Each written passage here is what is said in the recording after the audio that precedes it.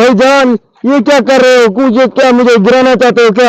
अरे भाई तुझे शर्म नहीं आती? तुझे किसने कहा ऊपर चढ़ जा? साले नीचे आ। जो तेरी जेब में पैसे हैं, मोबाइल है, वो मेरे पास डाल दे, वरना मैं इस दरख्त को काट दूंगा। साले देता है या नहीं? मैं नहीं देता तुम्हें। नहीं देता? नहीं। अच्छा ऐसी बात है। देता हूँ। देते हो? हाँ। अब आया ना पहाड़ के नीचे साले, बड़ा सियाना बन रहा था। चल निकाल पैसे, जल्दी निकाल। मुझे नीचे तो आने दो ना। नहीं नीचे नहीं आना, फिर उधर से फेंक पैसे। अरे भाई मोबाइल देता हूँ। ये दरख्त मत काट, मेरी तो टांग टूट जाएगी। अरे भाई दरख्त मत काट, देता हूँ।